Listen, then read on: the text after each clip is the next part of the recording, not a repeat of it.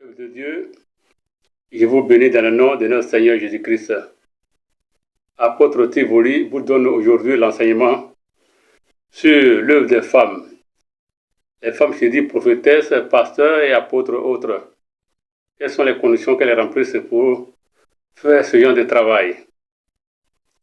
Quelles sont les conditions qu'une femme remplit pour être prophétesse, pasteur, apôtre ou servante de Dieu?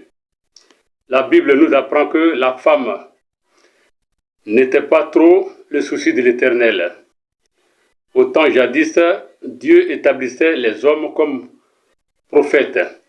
Le sort de la femme était dépendant de l'arrivée de Jésus-Christ pour les conditionner.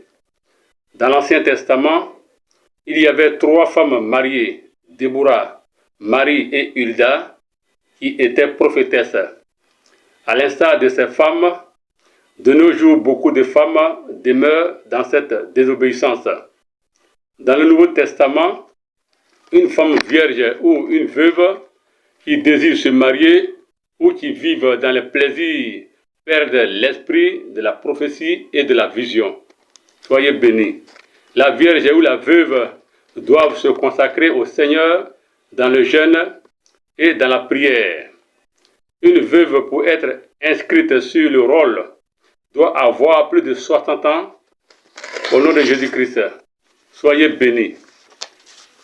Peuple de Dieu, le Seigneur ne permet pas à la femme d'enseigner ni de prendre de l'autorité sur l'homme.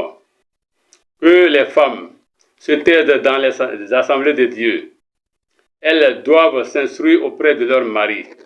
Les femmes vierges ou veuves peuvent entrer dans le service du Seigneur comme prophétesse, pasteur ou apôtre lorsqu'elles remplissent ces conditions. Soyez bénis.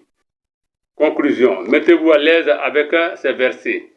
Juge chapitre 4, versets 4 et 5. Exode chapitre 15, verset 20 et verset 21. 2 Rois chapitre 22, verset 14. 1 Timothée chapitre 5, verset 6, 11 et 12. 1 Corinthiens chapitre 7, verset 8, verset 39 et 40. Luc chapitre 2, verset 36 au verset 38. 1 Timothée chapitre 5, verset 5 et 9. 1 Timothée chapitre 2, verset 11 au verset 14. 1 Corinthiens chapitre 14, verset 33 au verset 35 et 37. Enfants de Dieu, je pense que j'ai été précis avec vous. Soyez bénis au nom de notre Seigneur Jésus-Christ pour cette prédication.